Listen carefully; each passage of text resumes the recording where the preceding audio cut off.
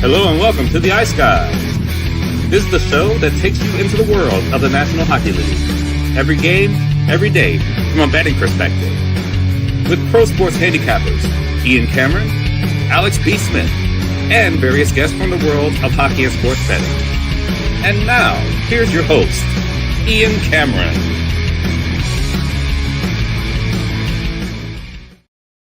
Welcome to the Ice Guys, Friday, December the 12th. Ian Cameron, Alex B. Smith with you, ready to break down the Friday card. It's a short card today, just 2 games on tap tonight. We will look back at a Thursday that was highly profitable, and that's an understatement. It was a wonderful Thursday night. We'll get to that in just a moment. But before we do all of that, we did have a trade go down earlier today, and we have some thoughts on it. This is breaking news from the Ice Guys.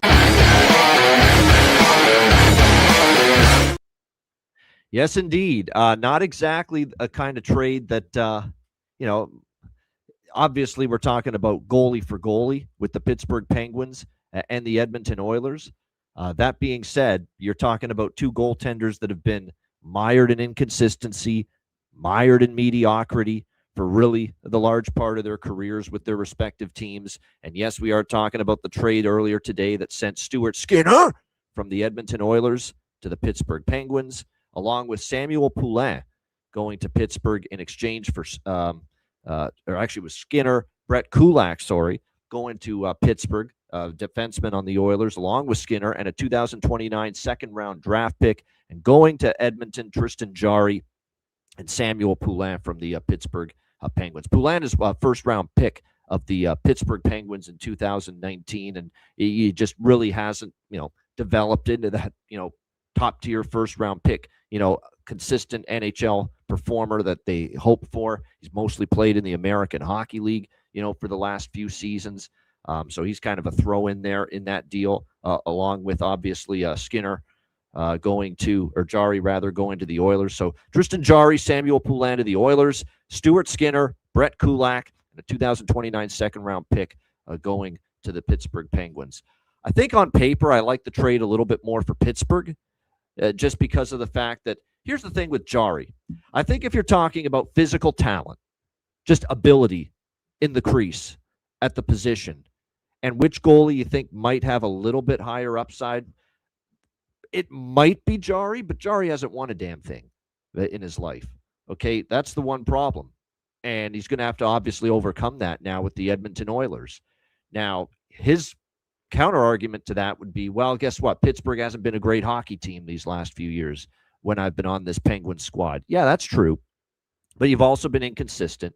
You also haven't been able to stay healthy. You've had injury concerns. And I still remember how Tristan Jarry, it feels like it was eons ago, I'm on this show screaming and yelling like a lunatic about how bad he was in the first round against the New York Islanders several years ago, talking about what the hell is wrong with Mike Sullivan and not pulling the guy in that game they had to have when Tristan Jarry was horrible in that game. So that's the problem, is Jarry's got the physical talent, hasn't been able to put it together consistently at the NHL level. So I get Edmonton's frustration with Skinner. Skinner's not had a good start to the year. He's been a little bit better lately. Just in the last week or so, he's been a little bit better for the Edmonton Oilers, but overall it's been a disappointing season. And at the end of the day, you've constantly been in this, situation of trying to get over the hump, win the Stanley Cup, and you just haven't been able to get there. That being said, this is a goalie that was good enough to get your team to the Stanley Cup final the last 2 years. And if you're the Pittsburgh Penguins, I think it was time to just move on from Tristan Jarry. You've waited long enough to figure out if Tristan Jarry is going to be your number one goaltender, and you still don't know if he is. I think that's long enough. The one thing I will say for Pittsburgh is they're getting a goalie that's gone to the Stanley Cup final. He's not had his best start to the year this year, but I don't mind it for them. And I like that they get Brett Kulak in there. That was a bit of a surprise. Brett Kulak's a serviceable depth defenseman. He is. And there's been times that he's played very well for this Edmonton Oilers team in the past. So Pittsburgh being able to get him in the deal, I kind of like it. Now, he is a pending unrestricted free agent at the end of the year. So that's probably why they were able to get him, because UFA, there's no telling he'll be re-signed in Pittsburgh, obviously, at the end of the season. But, to be able to get him along with the Stuart Skinner. I don't mind that at all for Pittsburgh. They get a second-round pick as well, so draft capital, nothing wrong with that, especially for a team like Pittsburgh, which should be thinking rebuilding, quite honestly, not trying to load up for a playoff run or anything. But like I said, I think on paper I like the trade a little bit more right now for Pittsburgh at this point in time. For Edmonton, look, Tristan Jarry, maybe a change of scenery, flip the switch, fresh start, clean slate is going to be good for him. He's going to a team that's obviously done more winning in the last couple of years than Pittsburgh, going to Edmonton. But boy, oh boy, oh boy, it kind of feels like you're just jettisoning out one mediocre, untrustworthy goaltender for another. That's what it really feels like to me. So it's hard to make heads or tails and evaluate this trade because these are two goalies that have been spinning their wheels for years. And it's almost like each of these teams, Alex, is simply banking on the hope that change of scenery and a fresh start will bring out the best in them. Yeah, that's what it of course, on the surface, both teams are hoping that these trades work out for their respective parties. But this is the Stanley Bowman experience.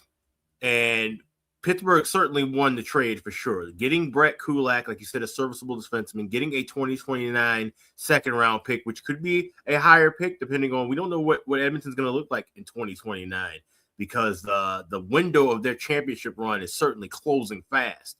And it doesn't seem like they're going to be necessarily one of the best teams in the West by the end of this decade. Could be more toward the latter. So those are decent pickups. And Stuart Skinner, a guy who's going to be a UFA at the end of the year, when you look at the crowd of goaltenders for Pittsburgh with Artur Shilovs, a guy that we've seen emerge as being more than serviceable in this league.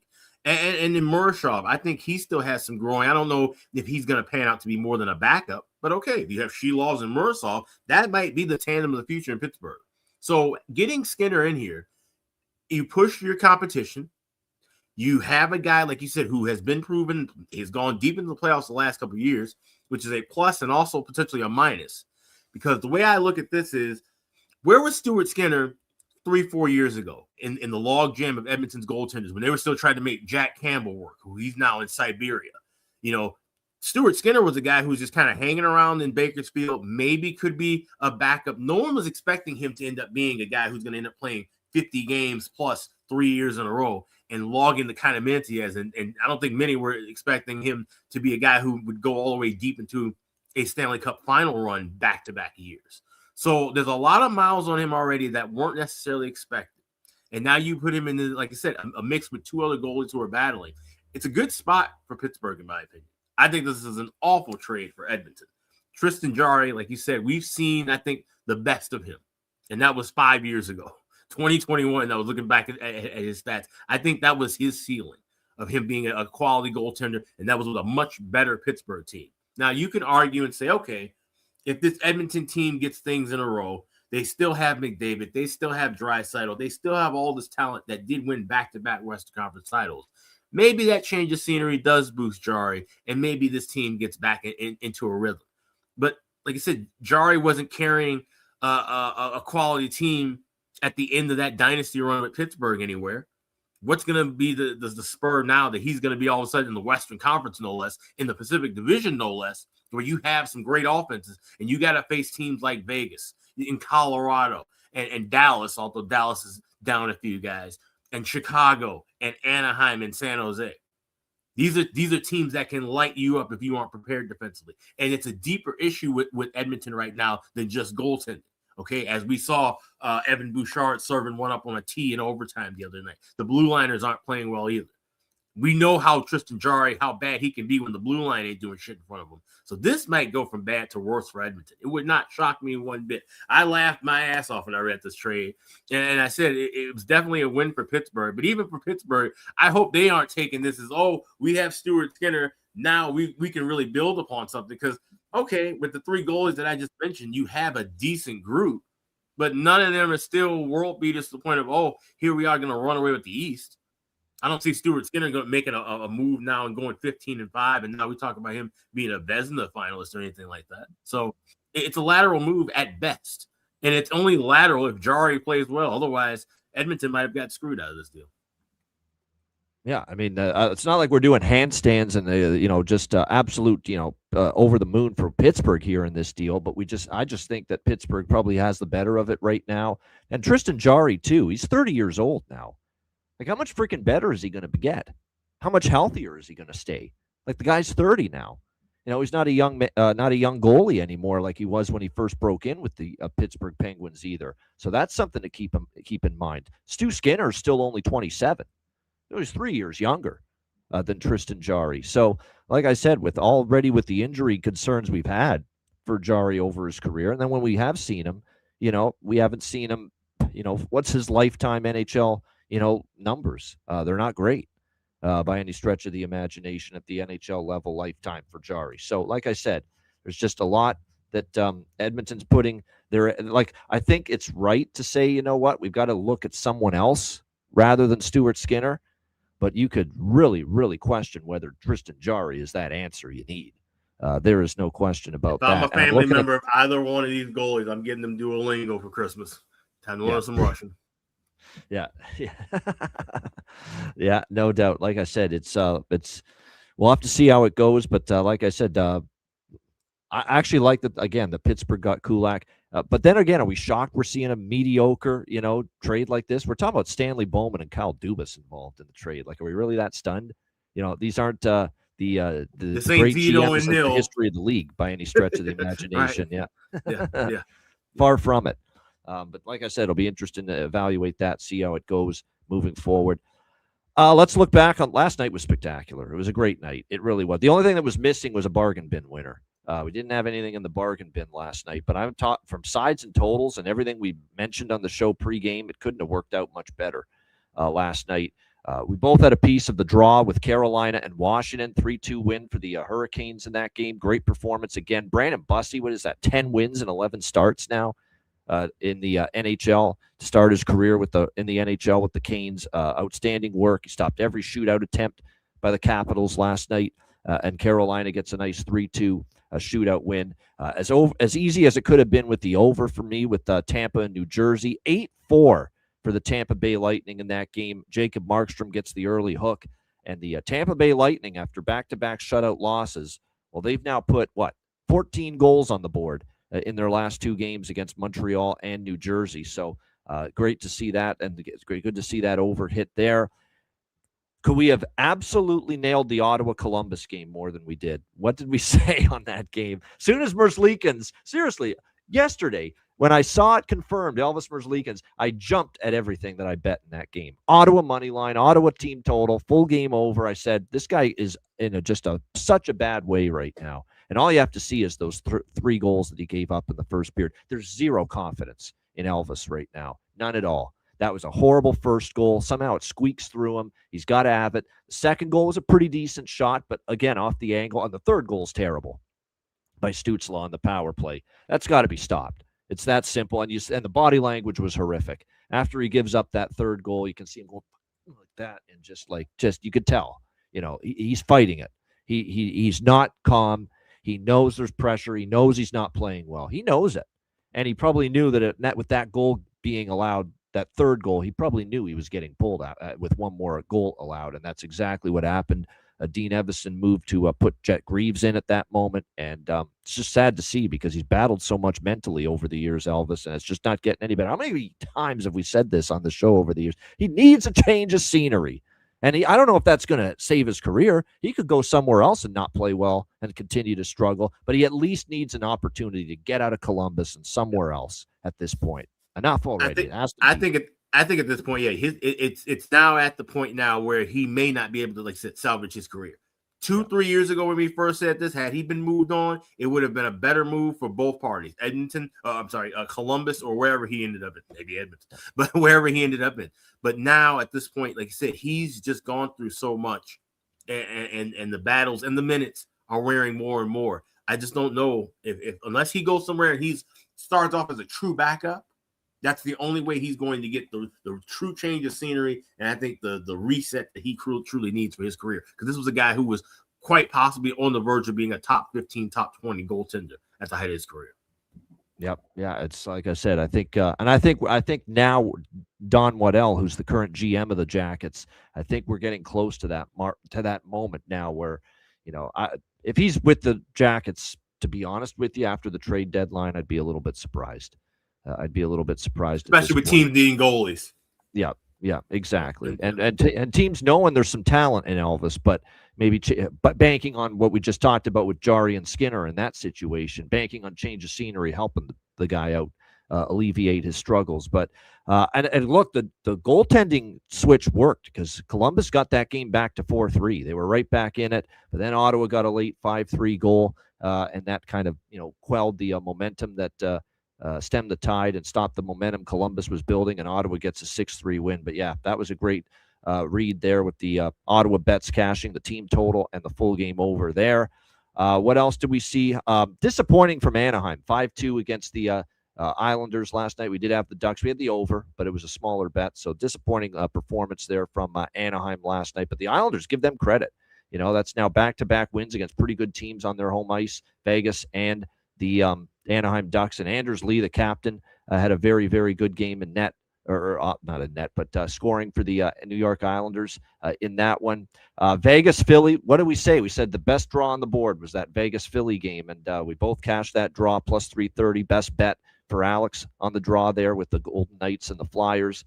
Great draw call there, and Vegas gets a 3-2 overtime win there in that game against the Philadelphia Flyers. It was a pretty solid effort again. Though it's the one thing about Philadelphia, especially on home ice when they've lost, it's usually still been a pretty solid effort overall, and definitely I thought was for Philly last night in that game. San Jose down for most of that game against Toronto, but they find a way to tie it late, and then they win in overtime, 3-2 over the Toronto Maple Leafs. It was a gutsy win for the San Jose Sharks, and the trend continues where off a loss they win, and off a win, they lose. San Jose's been alternating wins and losses of late. Well, yeah, Matthews was exhausted. I mean, there's people it's almost like people want to ridicule Austin Matthews just because they want to, because he's the captain of the Leafs, because he's, maybe not been as good offensively. To say that he quit on that play, got nothing to do with quit. He was dog tired. You know how long he was on the ice for during that shift? That's why he couldn't get back in time. Of course, he wanted to get back in time and stop that goal, but like I said, he'd been out for too long. San Jose, though, what was amazing? It was Nedeljkovic was very good again. So this has been a nice little stretch for Alex Nedeljkovic for San Jose. Played very well, kept San Jose in it, and allowed them the chance to come back 3-2 in that game. I also got to give now. Randy Hahn's not one of Alex's favorites, but what a great gesture the San Jose broadcast crew made. That was cool. The whole crew, it was the TV guys and the radio guys. It was Randy Hahn. It was the late, great Dave Malinsky's twin, as I always call him, Dan Rusanowski, the radio voice. Owen Nolan, who's now doing radio with Dan for the San Jose Sharks. They were all there, and they presented Joe Bowen, the retiring voice of the Leafs after this season, with a bottle of wine. Battle of Napa Valley wine from right there in California. So that was real cool. Great to see that. That's why it's broadcasters are a fraternity. Just like players, just like coaches, you all support one another, even though you're working for your respective teams. So I thought that was really cool about that game last night, seeing that. What else did we see last night? As far as obviously it was, tons of action last night. We saw, there we go. Montreal. Yes. Best bet for me. 4-2 against Pittsburgh. The Jacob Fowler debut did indeed bring a spark for Montreal because their team defense was a lot better last night. You saw guys blocking shots. You saw guys sacrificing themselves. You saw, obviously, Lane Hudson at the end, with what was a wide open net for Pittsburgh, helping out his goalie, Jacob Fowler. It was just a great commitment away from the puck from the whole team. And then Fowler, when the saves were there to be made, what did I say? They had not been getting the saves that the goalie should be making, Montreal, lately, from Montembeault or from Dobish. They got all of those saves from Fowler last night. No bad goals. The saves that the goalie has to make, the saves that should be made, he made them.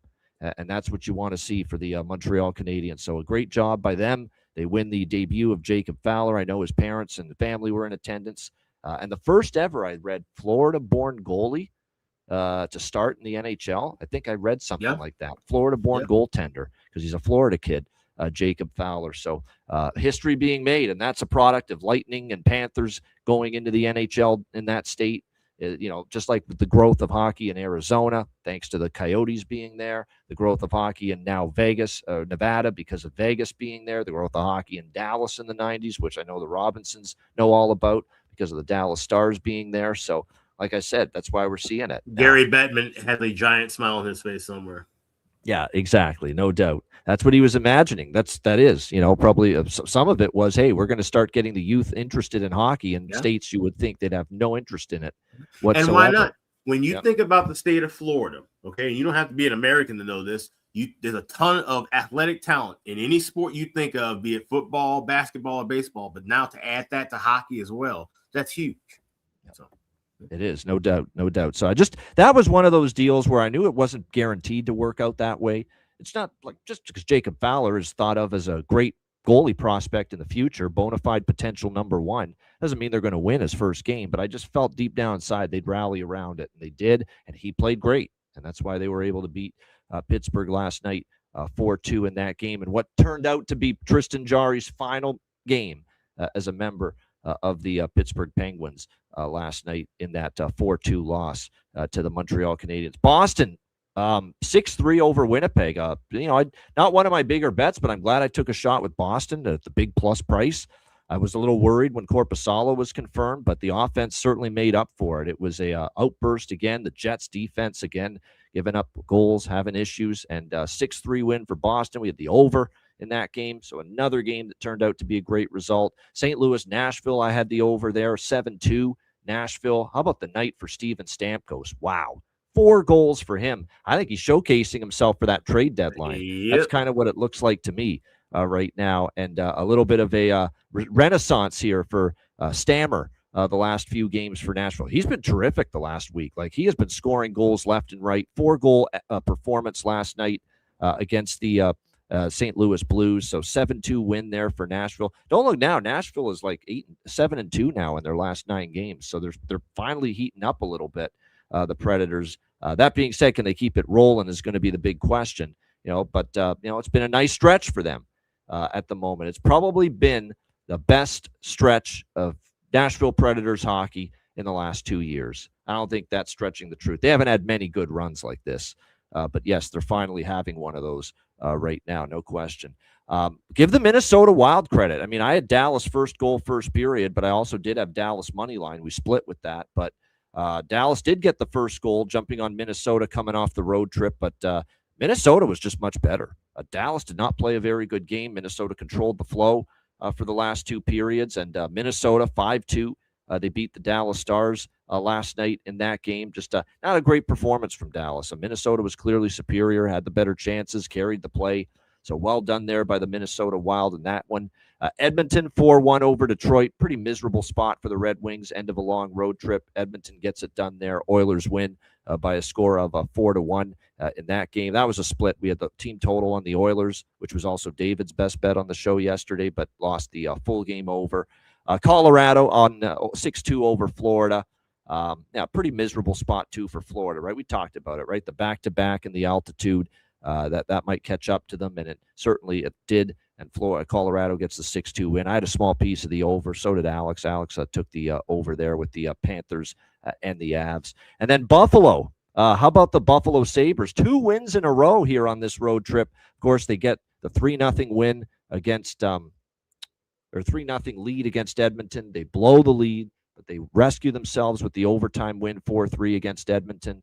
And then last night, they defeat the Vancouver Canucks 3-2 and victorious over the returning Thatcher Demko in net for the Vancouver Canucks last night. But give them credit. They found a way to win. And for Vancouver, that's kind of an unfortunate turn of events. You didn't play that bad, but 2 goals was all you were able to muster against that Sabres team. And and sometimes it's not just what you bet, but how you bet it. I said yesterday with this game, Alex, and I know you had Buffalo, so you were happy. And I think you had Buffalo first goal of the first period too. Right, so good calls there. Good calls for me with the fact that I said, don't bet the full game over. Just keep it to the first period over. Yep. And that's what I did. I did not bet the full game over in this game, just the first period over. And sure enough, it helped me because we went 1-0 instead of 1-1. So definitely good to cash that first period over. We figured Demko could be vulnerable to give up an early goal, and that's exactly what happened. So unbelievable results last night. 16-8, by the way, for me on the Patreon card. I tallied it all up, 16-8, and we had a couple draw winners too. Carolina, Washington, Vegas, Philly, couple big plus prices. So I'm telling you, if you're not on board yet, it's just $10 per month. Patreon.com/Ice Guys, the daily betting card posted each day on the Patreon page. You get sides, you get totals, you get player props, you get the bargain bin and the best bet that we recommend on the show. We just post that as well. We specify bargain bin special, best bet on the Patreon card each day. So make sure you get on board, $10 per month, because certainly the Patreon members were highly profitable last night if they tailed anything with the daily Patreon NHL betting card. Alex, your thoughts on a loaded Thursday? Yeah, the games that I followed the most last night all kind of revolved around the Central Division, and they all were very interesting. Most notably here with Minnesota and Dallas. Like I said, seeing Rupe Hintz with that injury, that's just making things a lot tougher now for the Stars. Yeah. And then you wonder, okay, this is a team where, all right, you have a couple of injuries, you're kind of floating through. You had missed Jamie Benn at the beginning of the year, but now to see at this point, they're kind of going the same thing like Tampa Bay. Every key member that you've needed so far has gone down with injury, and now you've got two guys who could potentially be out for the rest of this year. Yes, you now have cap space to make moves, but what moves do you make? And like you said, you have to play it carefully. But at the same time, you look at this division. Other than Colorado, who seems to be running away with it, I messaged you last night. I said, I think Colorado has pretty much locked this division up. But you got teams like Minnesota now climbing up. You got a team like Chicago that is firmly in the wild card race as we hit the 30-game mark. You got Utah still in that mix. So even Nashville at the very bottom has won 7 of their last 9 games. They're now at 12 wins. But you got this weird shifting up and down. Winnipeg without Hellebuck looking miserable. These are the times where you start to see where things shake and settle out. We said it's not Thanksgiving anymore where you make the cut line. The cut line has now been moved. But here we are going into Christmas and into the new year. Pretty soon we'll be at the halfway point of the season as far as games played. And you've got some significant injuries for the teams that we thought would be at the top. And you've got healthier teams that were normally at the bottom playing much better hockey. And like I said, it just throws things in the array. And now when you're seeing trades being made, the first domino falling now with this trade with Pittsburgh and Edmonton, that's going to move a lot of not just goaltenders, but you're going to see other pieces and other parts and other players getting moved around. We're talking about Steven Stamkos with his 4-goal night. He's certainly showcasing himself. If Nashville's not back in the race, he wants to be with the contender. Does he go somewhere in the division? Does he go out of the division to another conference? It's a lot of fun, but we're starting to see the beginning stages take place of where teams are going to shake out, and the Central is definitely one that's been topsy-turvy from day one. But right now, like I said, other than Colorado, it seems like anybody could end up anywhere. There's no doubt. Like I said, this is as bonkers a start to the season standings wise as I've seen. Like, it's just, everything seems upside down. You got teams that were, surefire playoff teams for multiple years in a row. Toronto, Edmonton, Florida. There's so many that are just trying to get in the playoffs at this point. Yeah. Never mind winning their division, just trying to make sure they get in the playoff spot. And you got all these upstarts, rising tide teams across the league. Chicago, Anaheim. You go on down the Islanders. Look what they're doing right now. Unbelievable what the Islanders are doing. These teams that, were expected to be, maybe contend for a playoff spot, maybe. And here they are firmly in one. All of these teams that I just mentioned right now and continuing to play good hockey, whereas these teams that have been playoff stalwarts for years are just trying to find their game and pick things up, as we get closer and closer to the halfway mark here of the NHL season. But yeah, definitely a lot of topsy-turvy right now as far as the NHL slate is concerned. But yeah, I'm going to bring up something else before we get into the Friday card. I know Alex has some thoughts. He's the Jersey King when it comes to the Ice Guys here. But we're going to put this up here on the screen. We saw some pictures from the group, the Fanatics people. And that's another story, coming to a jersey agreement with that company, but that's another story. But the Bruins and Lightning have apparently unveiled their 2026 Stadium Series jerseys. We'll pop it up here on the screen right now, and we'll see if we can widen the shot a little bit. But there you have it. That is what they've come up with. That is, I think, it's terrible in my opinion. At the TBL, like, when have we ever seen Tampa Bay TBL like that? Where's the lightning bolt? Where's the lightning bolt? Which is basically synonymous with Tampa Bay Lightning hockey. The Boston one maybe is slightly better. They do at least have the Bruin there, but where's the typical spoked wheel? Where the hell is it? With the B, where is it? I just think, why can't we just keep it simple? Why do we have to try to outthink ourselves? Why do we have to try to outsmart ourselves? Why can't we just keep traditional logos with nice, color scheme to go with it? And even Alex, you'll make note of this. Even the color choices and the color scheme choices are very, very dubious and questionable here. These look like uniforms that back in the day, we were old enough to have Sega Genesis, Super Nintendo, and you had games where they couldn't get league licensing, and they just put together some random ass colors and random logos and made it look like team. That's what this look. These look like some Indonesian knockoffs. These are absolutely disgusting. Tampa Bay has never worn this light shade of blue before. These look like old Pittsburgh jerseys from the 60s. Like you said, we don't see they got the North Carolina baby blue Tar Heel like shade of blue going. It's ridiculous. It's awful. The giant lettering for the crest is just ugly. Then you've got Boston, where the Bruin looks like the old Buffalo Bills logo. You got the fucking Mickey Mouse white gloves, which was tragic when they did it with the yellow jersey for the 2.0, the old retro reboot that Reebok had at the end. These are a mess. It's bad enough the Stadium Series, which is an overblown, overhyped thing. Okay, they're gonna go play at the Buck Stadium in front of 40,000 people that holds 80,000 people for a division game, and hopefully the weather holds up and ice holds up. Otherwise, they'll have to start switching sides back and forth. And now that we have to watch them wear these abominable uniforms, it's trash. Absolute trash. Now, you could say that's just they're trying to look serious, but that's Hampus Lindholm wearing the Boston Bruins jersey, and that's Ryan McDonough wearing the Tampa Bay Lightning jersey. I think they're not smiling because they know these jerseys suck ass. Yeah, they're gross. They're gross. I promise you, we see these one time each year. Normally we see. Remember how the Hawks and Blues, they wore their Winter Classic jerseys, and they played each other again, and they wore them. It was a game in St. Louis. I doubt we see these jerseys more than once, and it's bad enough that we'll see them once. Yeah. So we wanted to bring that. It's a short card today. We've only got 2 games, but definitely wanted to mention that because we both saw that last night, and like I said, yeah, that's horrible. Like I said, especially for a Stadium Series is a spotlight event. There's times when I'm I've Stadium Series / outdoor game fevers, and I've kind of had enough of them. There's been so many of them, like it's become watered down a little bit. I am mildly intrigued by the January 2nd game. How the hell they're gonna pull that one off down there in Florida, for the first time.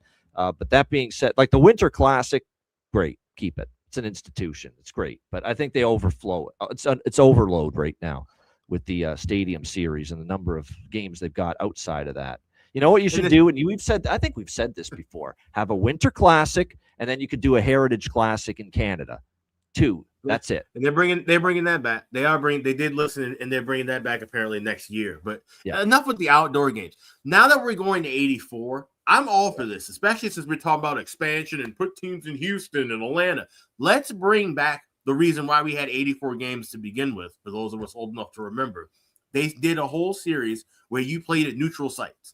So all the cities that are big enough to where they could logistically have NHL teams, but for one reason or another don't, they get to host Chicago and Minnesota and Milwaukee, or Indianapolis, or Carolina and Florida and Atlanta. Let's expand the game that way rather than playing outdoors and have to worry about the ice conditions and shit.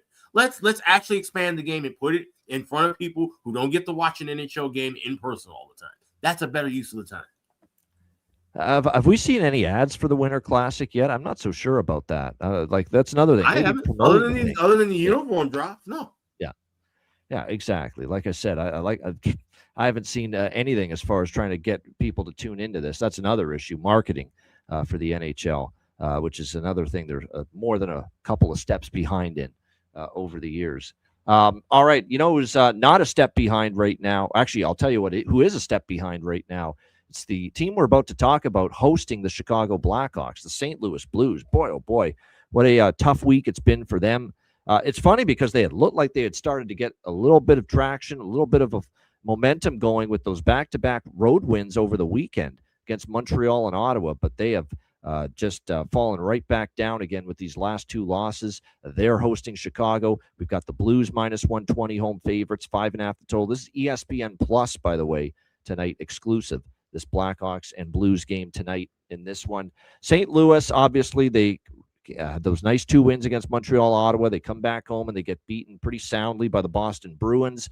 And then last night, it was pretty embarrassing when Nashville's just running all over you, scoring goals left and right. I can't believe how bad the defensive zone coverage was last night for the St. Louis Blues. It's like there was a free pass all throughout the night for the St. Louis Blues to just get to the blue paint, get to the front of the net, or for the Nashville Predators, rather, to get to the blue paint, get to the front of the net with no answers whatsoever from the Blues defensively. Horrendous defending in their own zone, and a 7-2 loss to the Nashville Predators. Steven Stamkos lighting the lamp for 4 goals last night in that game.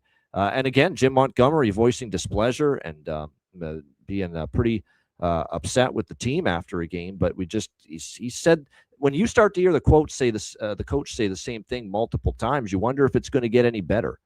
And that's the problem, because he's had to say some of these very same things about, we're not hard enough to play in our against in our own zone. We're not getting to the areas of the ice in the offensive zone that the other team is. I mean, it's the same shit I've heard out of Jim Montgomery for months, and there seems to be the Blues keep going back into this pitfall of playing that way. So, yeah, there's just no chance in hell I can lay a price with St. Louis at the moment.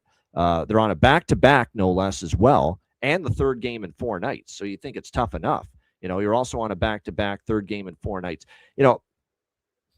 It would not shock me if the Blues come out strong tonight after what happened last night, but do you trust their legs to last for 3 periods? That's the question. And to me, if you're going to put your trust and your money right now in St. Louis to win the game through the course of 60 minutes, when they're probably going to get worn down as the game goes on, with this being back-to-back and third and 4 nights, rest advantage for the Chicago Blackhawks, you're doing it with, well, what if they show up? What if they play great for 60 minutes? What if they defend harder? What if they start scoring more goals, which has been an issue for them throughout much of the season? You're betting what ifs, I think, if you like St. Louis. Not saying they can't bounce back, but like I said, the spot is tricky. It's back-to-back on the road. It's third and 4 nights. And I was just flat out astonished that this price was as high as minus 140 at one point with St. Louis. And there's been a huge move to Chicago here. Huge. It's not often you see a price move this much. But the Blackhawks were as high as plus 120 when this line opened. And now all of a sudden we're seeing it actually higher than that. It was even plus 125 in some spots. Now we're seeing it all the way down to even money, plus 100, even minus 105 starting to show up in some spots. We do know Spencer Knight will be in net coming off that great shutout win against the New York Rangers on Wednesday. Yeah, I mean, St. Louis might want to bounce back, might have motivation, but they're not playing well. And the schedule's not even in their favor. So I'm one of the people that piled on and took Chicago here. I got a better price, obviously. It's really, you've lost a lot of the value, but it's hard to make a full game case for St. Louis. What I will say is if you want to take a chance with this Blues team to show some battle, to, come, because that was a debacle last night, and I could see them coming out strong. But I could see this, because the way I've got this mapped in my mind as someone that took Chicago full game is we could see St. Louis outshoot Chicago 10-3 in the first period. That wouldn't shock me. It really wouldn't, but it's scoreless. They don't find the back of the net. They don't finish their chances. Spencer Knight is his usual terrific self. And then they get out of the first period unscathed, the Chicago Blackhawks. St. Louis does what we think they could do, and that's come out strong after the debacle in Nashville, but they can't score. They can't put the puck in the net. And then a couple breakdowns, which have been the norm for St. Louis lately, appear in the second period. And here's Chicago first goal, and all the wind's out of their sails again.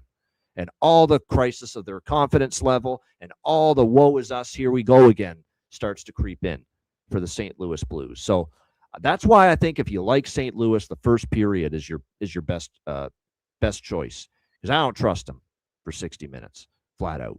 And Joel Hofer, I believe, is going to start for St. Louis here. But like I said, he had been playing a little bit better. But like I said, he was also the guy that was in the net when Chicago absolutely went into St. Louis and just crushed the Blues 8-3 earlier this year. That was a Joel Hofer start earlier this season. So, like I said, a lot of injuries too, as someone in the chat points out too. No Kyrou, Snuggerud, and others.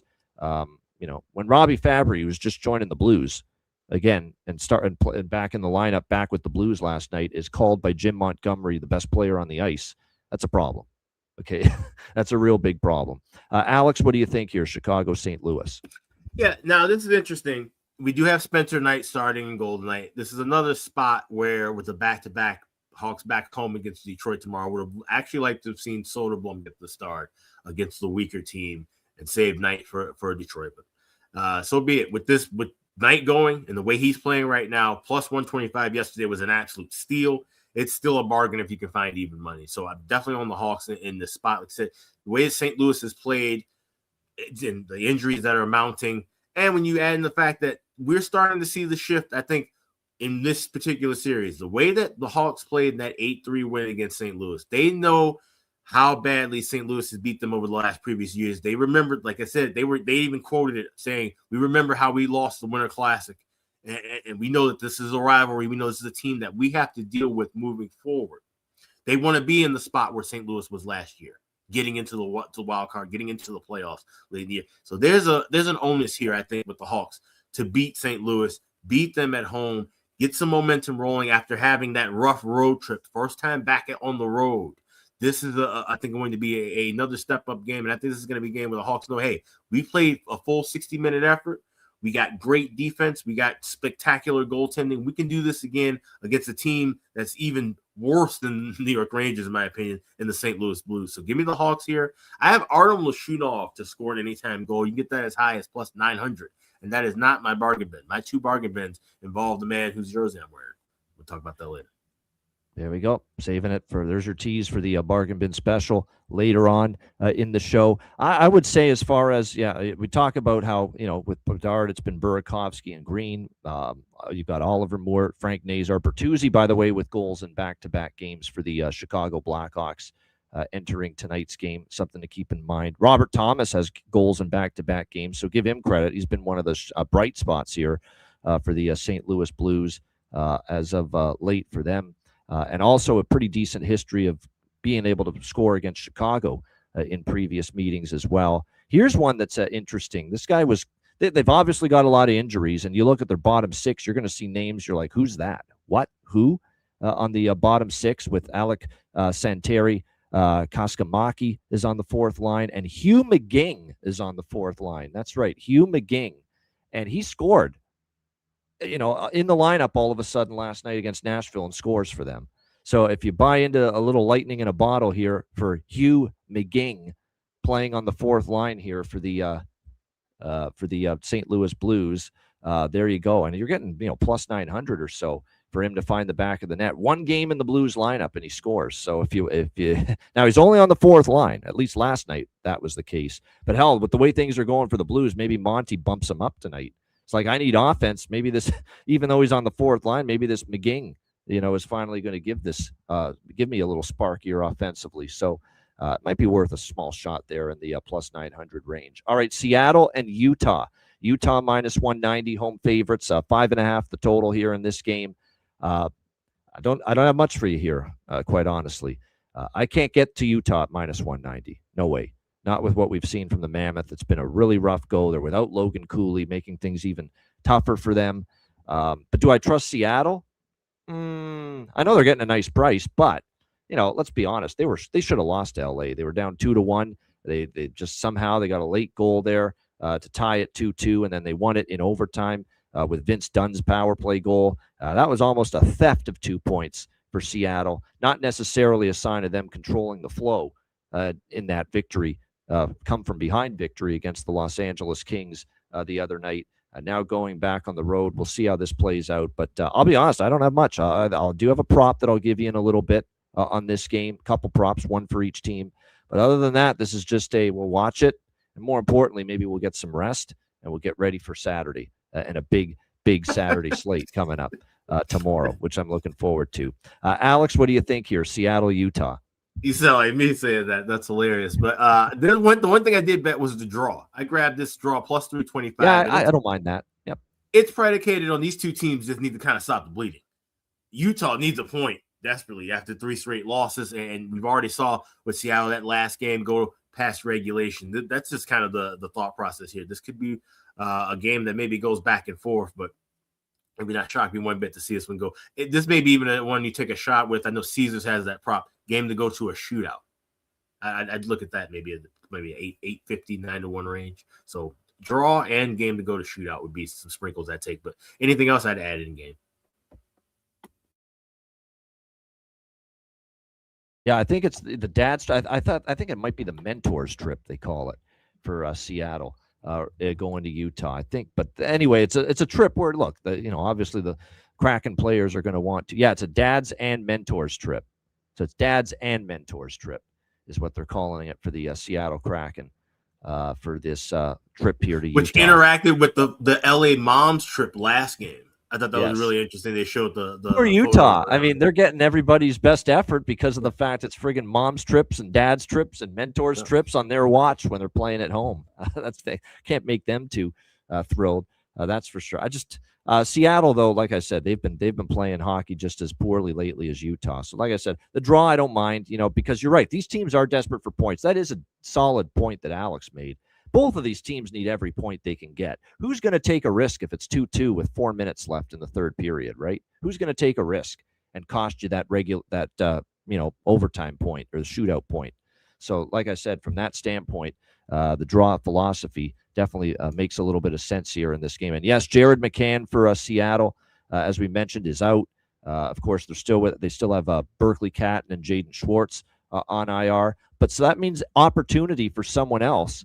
There's a couple guys that are going to be just moved on up the lineup a little bit here for Seattle, and both have value. You've got Yanni Newman for the Seattle Kraken on the second line, it looks like. And even more than that, the one I like the most is Mason Marchment. Mason Marchment has not obviously had the offensive season with Seattle that he's had in recent years with the Dallas Stars, but he's now going to be with Matty Beniers and Jordan Eberle here tonight in this game on the top line. So I think that is worth a shot. I think the only thing you could consider for Utah right now is without Logan Cooley, who's going to score for them? Dylan Guenther, that's who. He's scored in back-to-back games for Utah, and really he's the only guy that you can really fully count on right now offensively for the Mammoths. So Dylan Guenther, again, you're only getting plus 180, plus 190 for him to score a goal. But like I said, he's the one guy that's kind of coming through right now for the Utah Mammoth in this game. Someone noting in the chat about Seattle, Utah as well, that it has been a over-trending series, and that is true. 7-1, 4-2, 5-2. 2 overs and 1 push in the 3 head-to-head matchups. So 5.5, could get there, but I don't love it. This could also be 2-1. I wouldn't be shocked by that, especially with Seattle, on the road, looking to clamp things down just a little bit. I like the over with Florida, Utah, but a lot of that was Florida. Florida's been picking it up offensively, and Florida has been giving up some goals as well. This over I don't love as much. Certainly lean that way at 5.5, but like I said, don't love the game overall, as you could clearly tell when I'm talking about Saturday's card when we're breaking down Seattle and Utah. All right, great stuff. Just as far as tomorrow goes, I'll throw it out there quickly about Anaheim, New Jersey, because we will get to that game tomorrow before it starts, because that's a 12:30 p.m. Eastern game. And we'll be on at noon Eastern as usual on Saturday. And the recap is going to be very quick tomorrow because there's only 2 games. We'll barely say a minute each probably on it. But I will say Anaheim, New Jersey, I could only lean Ducks. I could only lean over in that game. Anaheim's an over machine. What is it now? 9-2 in their last 11 games to the over. Bounce back spot after losing to the Islanders. Devils are a mess. Devils now have Grichyuk out. Another injury for them, which is the last thing they need. The only concern I have with Anaheim tomorrow in that early game is the start time. 9:30 a.m. Pacific locally on the body clock. But they've been out east long enough that maybe they've adjusted. There's no way I'm taking New Jersey. Let's put it that way. It's Anaheim or nothing, over or nothing there. But we'll get into that more tomorrow. I'll probably be on Anaheim at even money. I'm definitely not betting New Jersey for a while. The way that they got crushed the other night, it's more likely to be Anaheim. That's the concern, that you finally won a game, right? You beat Ottawa 4-3, offense game, and then you take that kind of a step back last night against the Tampa Bay Lightning. That was not just a step back; that was 2 or 3 steps back. That was basically going from the top floor right down to almost, close to the bottom again. That's how bad that was. You talk about not building on, trying to get some momentum and try to kickstart things again. And that was pretty ugly last I think week. New Jersey's, when your phone rings and you get that light up that says scam likely, it's New Jersey Devils calling. That's what I believe. No doubt. Yeah, like I said, that was not a good loss for them last night. All right, shout out to everyone in the chat. We appreciate you guys joining us. As always, hit the like button on the way out. Make sure you check out wizardsportspicks.com. Big weekend again. You've got the first college football bowl game this weekend tomorrow. Army-Navy game. You've got NHL. You've got NBA. You've got college basketball, NFL. Lots going on. So check it out, wizardsportspicks.com. Been a great all-sports run.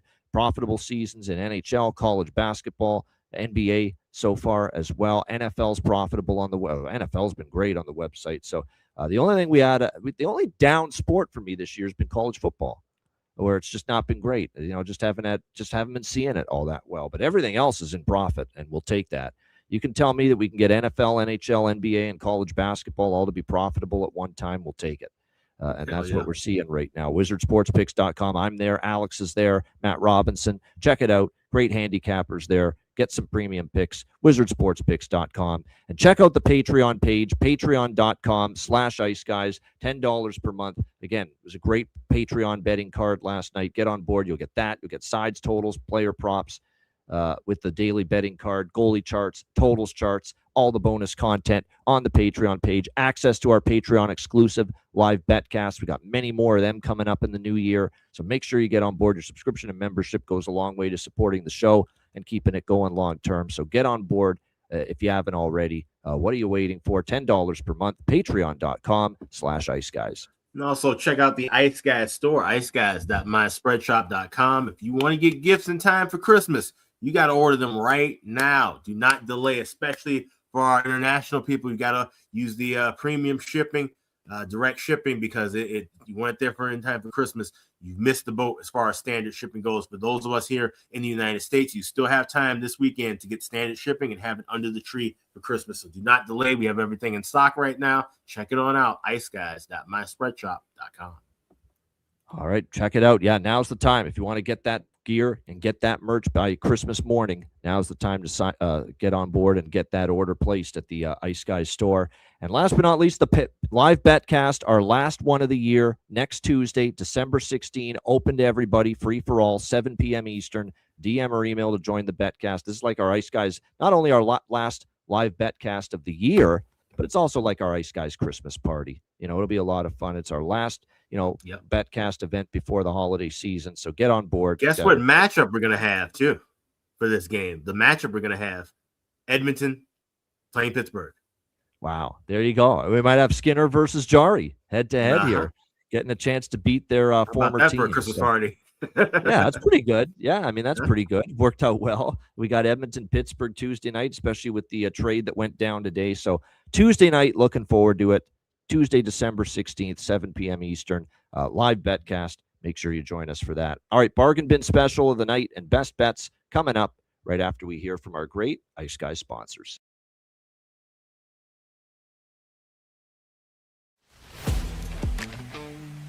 Wizard Sports Picks, featuring the finest handicappers in the universe. Sharp insights, trusted picks, and relentless results. We strive to help you become consistent winners. This is Wizard Sports Picks.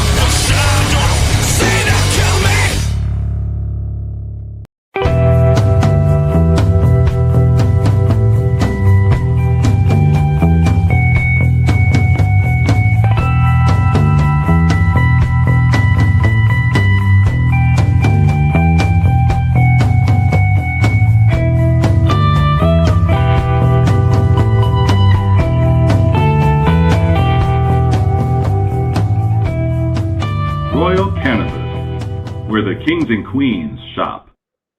Thanks to all our sponsors, including Royal Cannabis. Check them out, royalcannabisshop.com, 20% off with promo code Ice Guys. All right, bargain bin special of the night. Slim pickings, 2-game card, but we found something. Alex, we'll start with you. Bargain bin special of the night. I've got 2 bargain bins involving Mr. Number 98. That's Connor Bedard. And down to the Gateway City. He only has 1 goal and 5 assists in 8 games against the Blues. The goal he scored down there was one of the most notable ones. It was the old Michigan that he pulled off in his rookie year. I expect him to have not 1, but 2 goals tonight. You can get that at 9-1. And I think he has 3 points overall. You can get that plus 630. So Connor Bedard to have 2 goals and 3 points tonight. That's 9-1 and plus 630 respectively. It's my 2 bargain bins for the Hawks and for this Friday night. There you go. A couple of bargain bin specials for Alex from the Blackhawks and Blues for this Friday slate. I've just got one tonight, and it's going to be from the second game on the slate tonight, Seattle, Utah. This is just, a guy that scored goals in this league. Not so many with Seattle this year, but he's done it in the past in Dallas. He's up on the top line tonight with Matty Beniers and Jordan Eberle. Try to get something going. Mason Marchment plus 410 for the Seattle Kraken for my bargain bin special of the night. All right, best bets for this Friday slate. Alex, we'll start with you. What do you like for best bet? Oh, it's the Hawks, of course. Get it right now at even money. Shop around. Try and get the best price available. Even if you missed the boat at plus 120, 125 last night, still good value to back Spencer Knight and the better team here on the road. Give me Chicago as my best bet. Ditto. Same best bet. It's the only pregame bet I've made. Side or total. Haven't made a single pregame side or total wager in the Seattle-Utah game. And the only one I've made in the Chicago-St. Louis game is Chicago money line. So by default, that is my best bet too. Chicago plus 100 against St. Louis. Like I said, for the Blues, they're saying they want to bounce back. Maybe they do. But like I said, back-to-back on the road, 3 games in 4 nights, just not playing well. And Chicago, the goaltending advantage, quite honestly, here as well. So Chicago plus 100 against St. Louis for my best bet. Shout out to everyone in the chat. Hit the like button on the way out. A huge Saturday card tomorrow. Can't wait. Looking forward to breaking it down.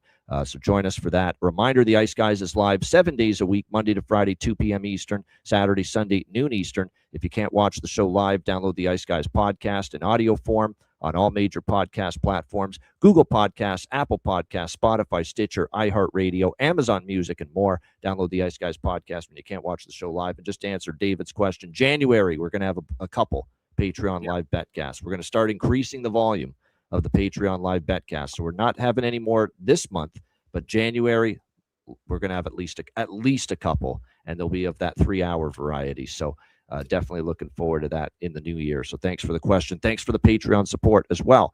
For Alex B. Smith, I'm Ian Cameron. Have a great Friday night. Enjoy the games and good luck, and we will be back Saturday, noon Eastern, for another edition of the Ice Guys.